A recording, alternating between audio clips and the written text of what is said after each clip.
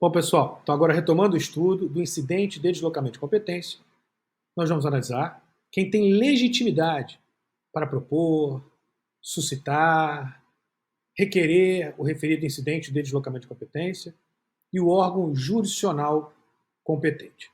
Vamos lá novamente ao artigo 109, parágrafo 5º da Constituição. 109, parágrafo 5º. Nas hipóteses de grave violação de direitos humanos, o Procurador-Geral da República, grife,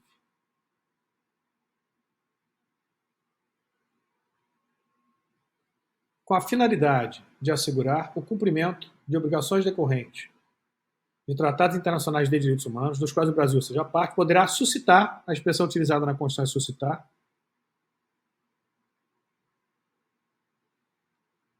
perante o STJ,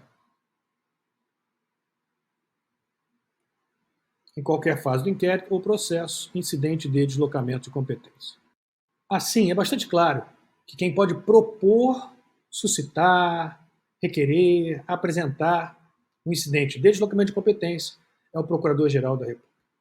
Mas qualquer pessoa, órgão, o próprio Poder Judiciário Estadual, a polícia, pode levar ao conhecimento do Procurador-Geral da República hipótese que possa configurar grave violação de direitos humanos e, consequentemente, a partir de uma análise feita ele, Procurador-Geral da República, propor ou não o referido incidente de deslocamento de competência.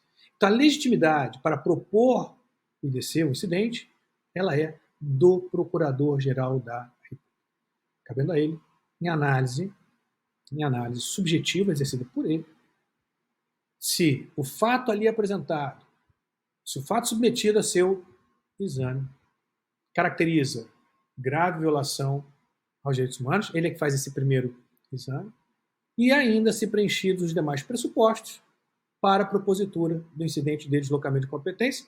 Os demais pressupostos nós vamos ver mais à frente. Se ele entender que não será, então, apresentado, suscitado, proposto o incidente de deslocamento de competência, mantendo-se a competência na Justiça Estadual. Caso ele suscite esse deslocamento, apresentando o IDC ao STJ, que é o órgão jurisdicional competente, vai caber ao STJ, então, analisar o IDC, analisar se o fato ali apresentado caracteriza grave violação aos direitos humanos e ainda preenchidos os demais pressupostos que nós vamos analisar, estando caracterizada a ineficácia, a inefetividade, a incapacidade da Justiça Estadual, o STJ, então, determina o deslocamento para a Justiça Federal ou julga improcedente e mantém a causa na Justiça Estadual, mas isso nós vamos analisar mais à frente, esse procedimento. Então, a competência para apreciar o incidente de deslocamento de competência é do STJ. Mas nós vamos aprofundar um pouco mais tanto a legitimidade como a competência. Legitimado, portanto, como falado, Procurador-Geral da República. Órgão jurisdicional competente para julgamento, STJ. E aqui, atenção. Atenção. De acordo com o artigo 1º, parágrafo único, da resolução número 6, de 16 de 2 de 2005, do STJ, a competência para julgar o IDC será do STJ? Sim, claro, mas especificamente da terceira seção, órgão composto por ministros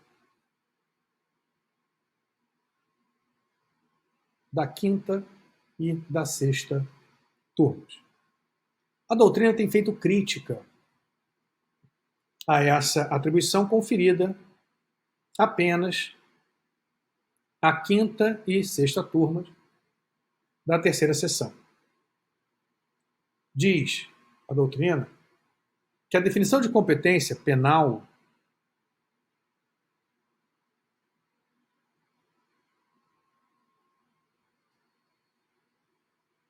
pode ter repercussões cíveis. Ou melhor, desculpe, a violação aos direitos humanos pode ter repercussões cíveis. Logo, essa competência não deveria se limitar à competência de natureza penal.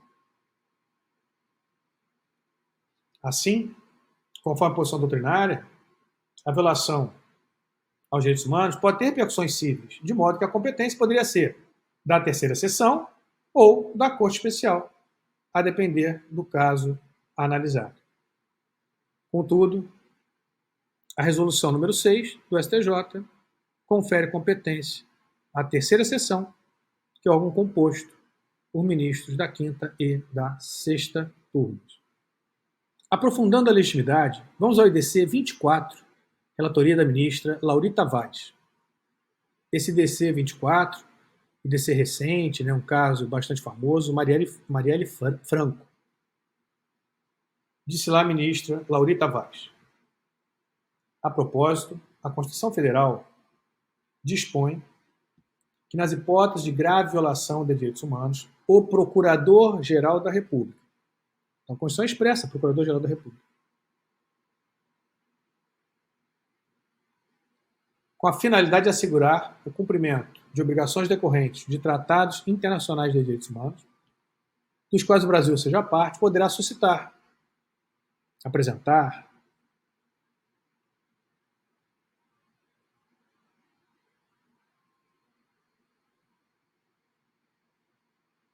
perante o STJ, em qualquer fase do inquérito ou processo, incidente de deslocamento de competência para a Justiça Federal. O regimento interno do STJ, por sua vez, estabelece que perante o tribunal funciona o Procurador-Geral da República ou Subprocurador-Geral, mediante delegação do Procurador-Geral. E, ainda que o Ministério Público Federal manifestar-se-á nas oportunidades previstas em lei neste regimento. Sendo certo que, na condição de fiscal da ordem jurídica, é sempre chamado a intervir nos feitos criminais perante este Superior Tribunal de Justiça. Então, destaque aqui a manifestação do MP, não apenas como legitimado, mas como custos legis. Assim, infere-se da norma constitucional que a participação do Procurador-Geral da República nestes autos é compulsória, obrigatória. Quer seja pela legitimidade exclusiva, e aqui destaque importante, legitimação ou legitimidade exclusiva,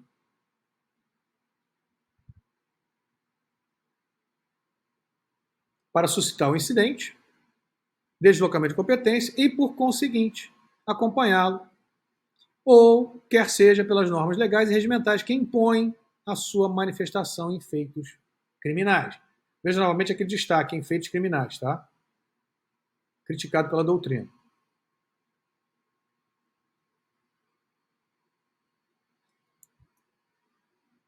Lembrando a crítica doutrinária que violação a direitos humanos, mesmo graves violações, não afeta só a esfera penal ou criminal.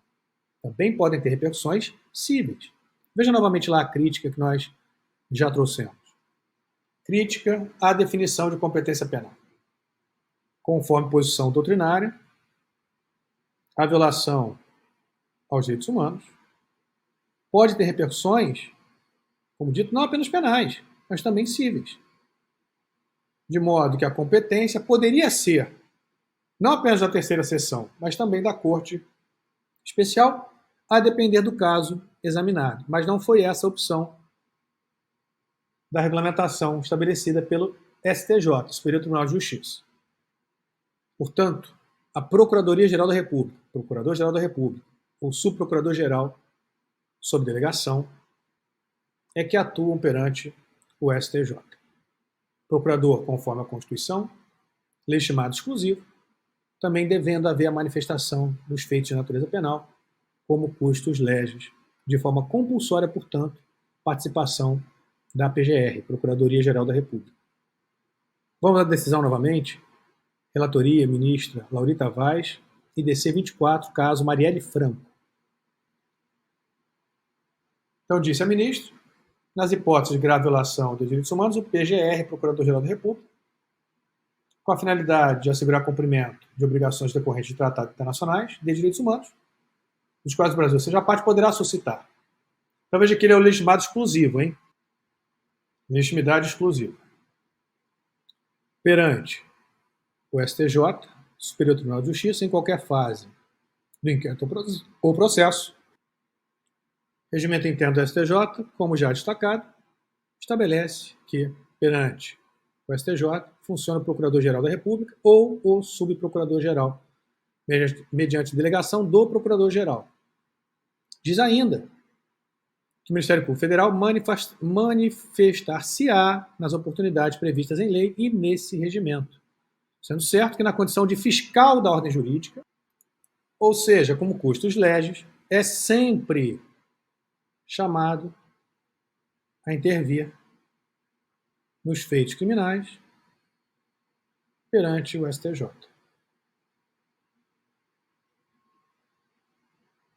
Assim, infere-se da norma constitucional que a participação do Procurador-Geral da República nos autos do IDC, incidente de deslocamento de competência, é compulsória. A participação é compulsória. Quer seja pela legitimidade exclusiva, apenas ele pode suscitar o incidente, e, por conseguinte, acompanhá-lo, quer seja pelas normas legais e regimentais que impõem a sua manifestação, como custos legis em feitos criminais. Assim, a atuação do PGR ela vai se dar não apenas como legitimado exclusivo, mas também com custos legis nos feitos criminais perante o STJ. Muita atenção com isso.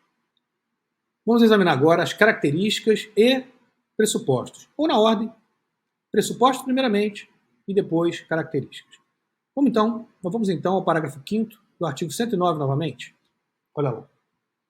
Nas hipóteses de grave violação dos direitos humanos, o Procurador-Geral da República, com a finalidade de assegurar o cumprimento de obrigações decorrentes de tratados internacionais de direitos humanos, dos quais o Brasil seja parte, poderá suscitar, perante o STJ, em qualquer fase do inquérito ou processo, incidente de deslocamento de competência para a Justiça Federal. Primeiro pressuposto está lá no parágrafo 5º, grave violação aos direitos humanos. Grave violação, entenda-se, uma violação real, tá? Grave violação. Segundo, assegurar, garantir o cumprimento pelo Brasil dessas obrigações decorrentes de tratados internacionais. Ou seja, a possibilidade de responsabilização do Estado brasileiro decorrente do descumprimento dessas obrigações. Esses dois requisitos estão previstos lá no parágrafo 5º do artigo 109. Alguns chamam de pressupostos ou requisitos. São cumulativos, tá? Mas nós temos ainda um outro terceiro requisito, importante também e cumulativo. Porque veja só, eu disse já para vocês que a finalidade é assegurar o cumprimento dessas obrigações. Se a finalidade é assegurar o cumprimento dessas obrigações, só há interesse no deslocamento de competência se essas obrigações não estiverem sendo cumpridas pela Justiça Estadual. Então você tem aqui um terceiro pressuposto, que é a demonstração da incapacidade dos órgãos estaduais, polícia, Ministério Público, Poder Judiciário, de garantir esses direitos, de cumprir essas obrigações decorrentes de tratados internacionais de direitos humanos. Incapacidade essa, comprovada, é que vai justificar, e agora atenção para as duas expressões, excepcionalmente e subsidiariamente, o deslocamento da Justiça Estadual para a Justiça Federal. E aqui nós temos as duas características do Instituto do DC. Excepcionalidade e subsidiariedade. Então vamos ver agora, de forma mais detida, os três pressupostos cumulativos e as duas características. pressupostos para instauração do IDC. Cumulativos. 1. Constatação de grave violação efetiva e real de direitos humanos. Necessário, portanto, a demonstração e a comprovação de que se trata de uma violação efetiva, real, tá? E não meramente hipotética. Olha, poderá ocorrer violação. Não, tem que estar ocorrendo. Efetiva, real, tá? Demonstrado. Ainda que iminente, mas demonstrado essa iminência real, efetiva, fática, concreta e não meramente hipotética. Assim, primeiro pressuposto, lembrando, os pressupostos são cumulativos.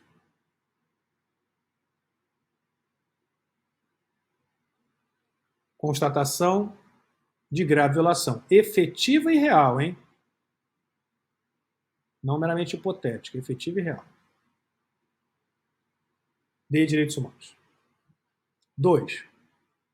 Possibilidade de responsabilização internacional decorrente do descumprimento de obrigações assumidas em tratados internacionais. Necessário, portanto, demonstrar que o Brasil é signatário desse referido tratado, é parte do tratado, e o descumprimento, a violação das regras, das obrigações, dos direitos ali estabelecidos, podem dar margem à responsabilização do Brasil no plano internacional.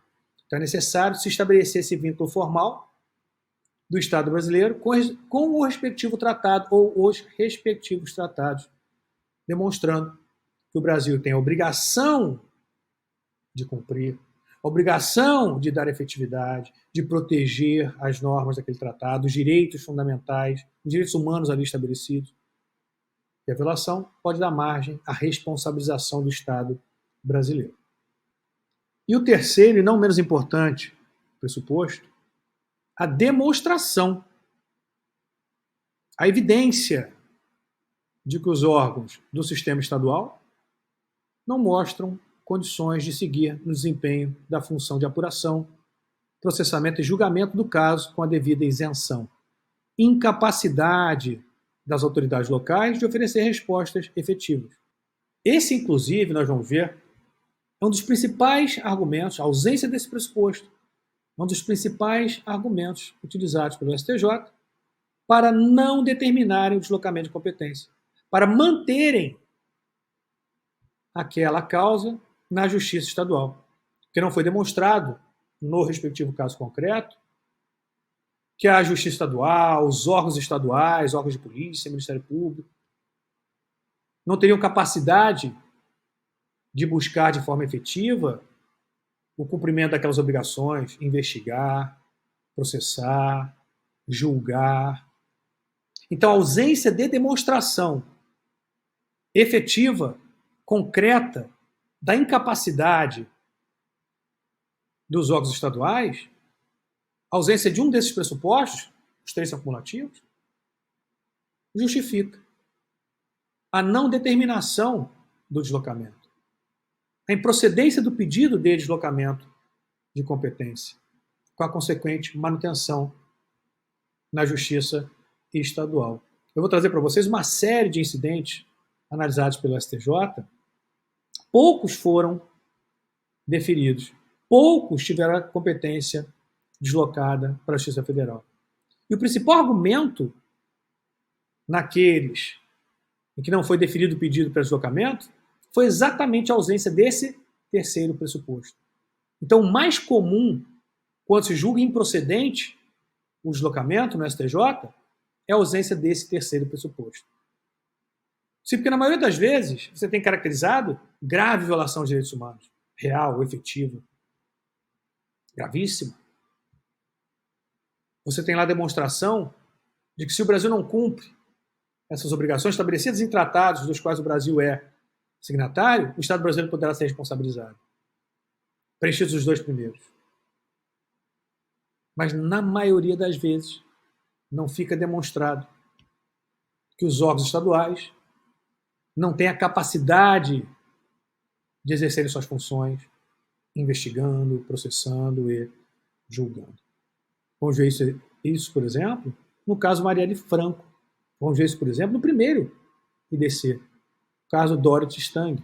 Então, normalmente, quando não se determina o deslocamento de competência, é por ausência desse terceiro pressuposto, da demonstração de incapacidade dos órgãos estaduais para investigar, processar e julgar. Não fica demonstrado. Então, o que fica demonstrado é que os órgãos estaduais estão promovendo a investigação, o processo, o julgamento, demonstrando capacidade de apurar, de processar, de julgar, de condenar, de sancionar. E se isso fica demonstrado, ou a contrário do senso, não fica demonstrada a ausência dessa capacidade, prevalece a competência originária. Lembrando que a competência da Justiça Federal ela é excepcional e subsidiária. O deslocamento, a federalização vai ocorrer quando demonstrada a incapacidade da Justiça Estadual, dos órgãos estaduais. Do contrário, não há interesse no deslocamento de competência. O STJ destaca, no IDC 24, caso Marielle Franco, que os dois primeiros pressupostos estão expressos na Constituição. O terceiro apresenta, ou se apresenta como consectário lógico daqueles. Afinal, só se justificaria a transferência da competência no caso de o Estado não estar cumprindo suas obrigações institucionais. Então é importantíssimo essa observação, como eu destaquei.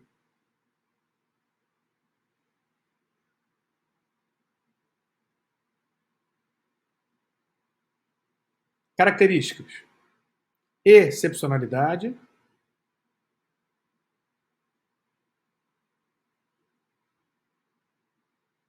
e subsidiariedade.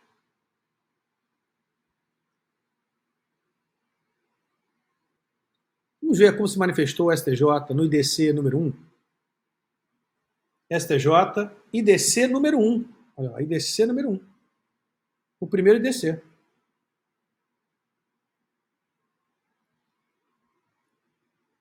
IDC muito famoso esse, da irmã Dorothy Stang.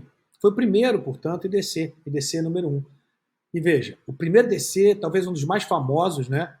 Hoje a gente tem também o do Marielle Franco, temos outros, mas esse, talvez um dos mais famosos, foi julgado improcedente.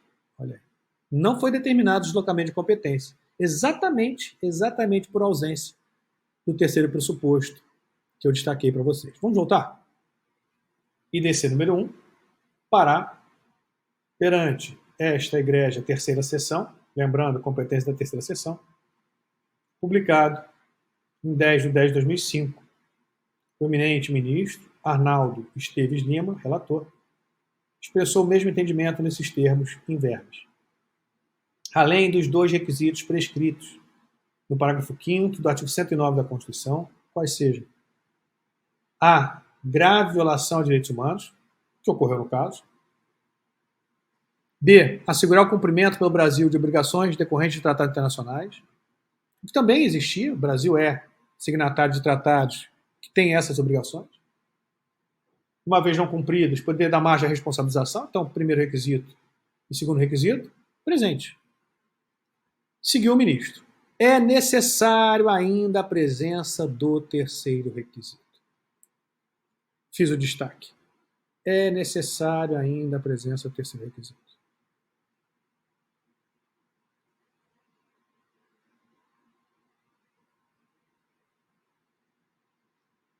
A demonstração, comprovação da incapacidade oriunda de inércia, negligência, falta de vontade política, de condições pessoais, materiais, de o Estado-membro, por suas instituições e autoridades, levar a cabo, em toda a sua extensão, a persecução penal.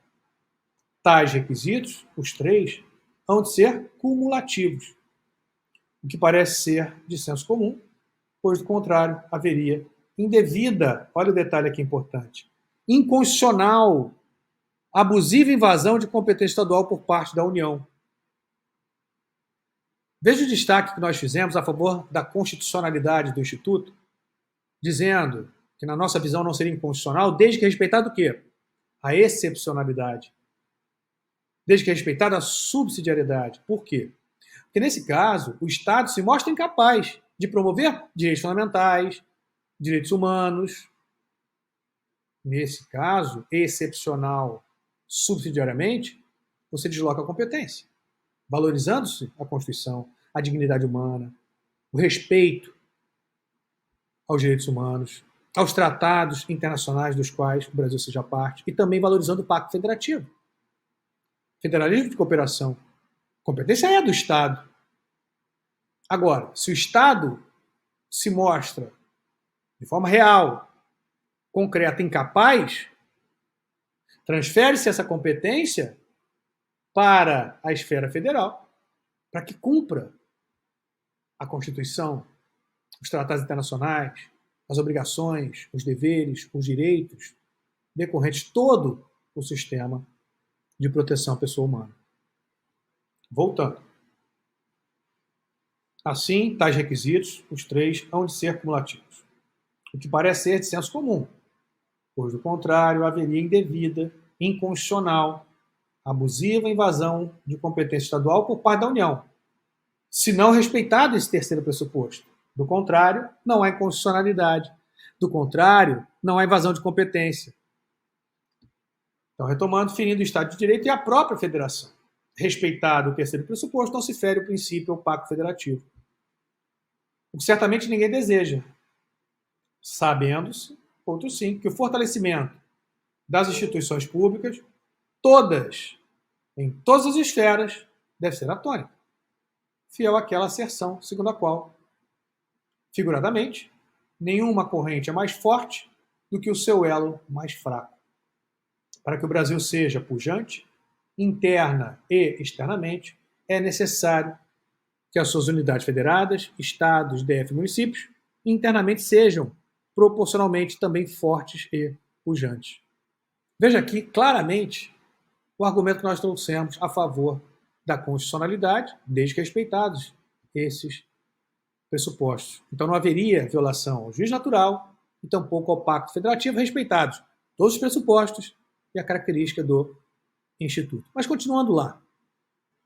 Com efeito, a caracterização da grave violação de direitos humanos, a ponto de autorizar a incidência da regra de exceção,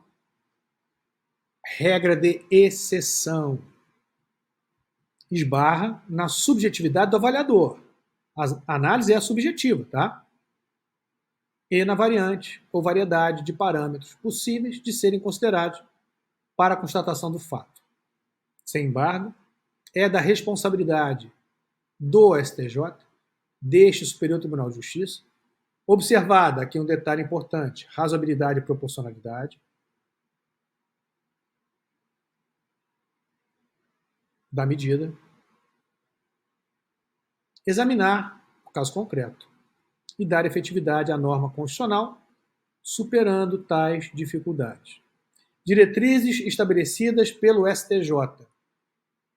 Importantíssimo agora, hein? As diretrizes estabelecidas pelo STJ para se determinar o deslocamento de competência, a transferência da competência da Justiça Estadual para a Justiça Federal. STJ, diretrizes. Excepcionalidade. É excepcional.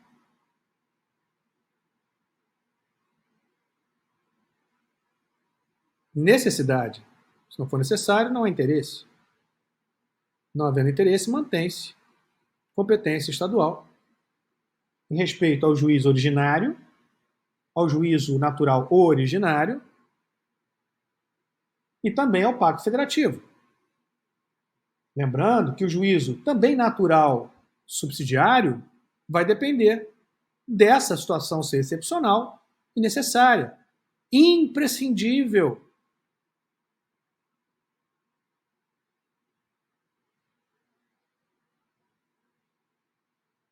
Sendo ainda fundamental o exame da razoabilidade e da proporcionalidade da medida.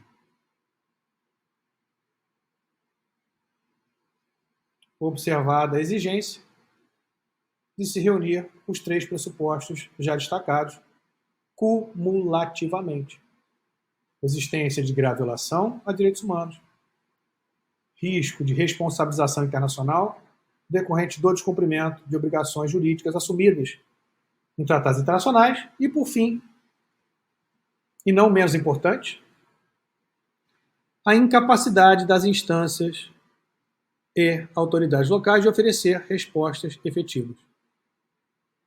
Esses três pressupostos, analisados cumulativamente, já estão consagrados na jurisprudência do STJ.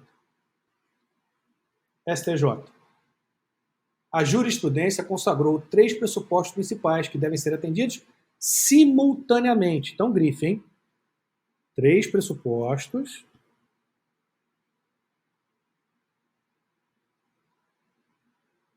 que devem ser atendidos simultaneamente. São cumulativos. Para o acolhimento, para a procedência do pedido de deslocamento, para que se determine o deslocamento. Então, para acolhimento do incidente de deslocamento de competência. Como destacado, constatação de grave violação efetiva e real de direitos humanos, possibilidade de responsabilização internacional decorrente do descumprimento de obrigações assumidas em tratados internacionais e aquele que salta aos olhos, evidência de que os órgãos do sistema estadual não mostram condições de seguir no desempenho da função de apuração, processamento e julgamento do caso com a devida isenção, capacidade e efetividade. No julgamento dos IDCs número 3 e 5, a terceira sessão do STJ ressaltou que o deslocamento de competência efetuado no incidente constitucional se trata de exceção à regra geral de competência absoluta. Então, exceção à regra geral de competência absoluta,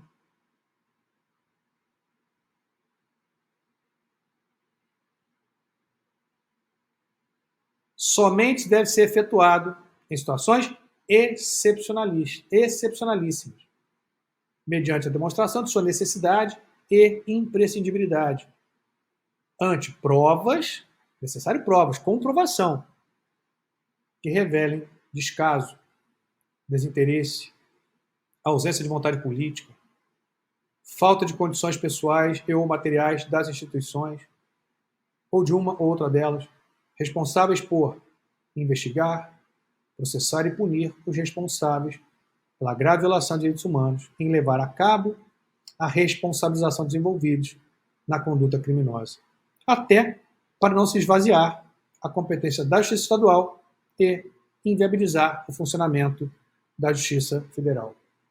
IDC 5, relator, ministro Rogério Chieti Cruz. Terceira sessão, julgado em 13 de 8 de 2014. Desse raciocínio, revela-se a excepcionalidade da medida. A excepcionalidade da federalização. A excepcionalidade do deslocamento de competência. Assim como falado, o IDC, incidente de deslocamento de competência, possui natureza processual, caracterizado pela excepcionalidade e subsidiariedade. O IDC possui natureza processual, com características de excepcionalidade e subsidiariedade. Como já falado a exaustão, quanto aos seus requisitos, exige-se cumulativamente grave violação de direitos humanos prevista em tratado internacional, do qual signatário o Brasil. Risco de responsabilização internacional do Estado brasileiro em razão da incapacidade das instâncias locais e das instâncias locais para realizar e investigar e julgar graves violações de direitos humanos previstos em tratados. Isso foi definido no IDC 1, 2, 3, 5. Por fim, inércia das instâncias locais que decorrem desse risco de responsabilização internacional. São requisitos correlacionados. Este pressupõe aquele a serem justificados sob critérios objetivamente aferíveis. Então, veja, deve ser demonstrado, tá? Essa incapacidade não é fruto de exame subjetivo, hein? Estão justificados objetivamente.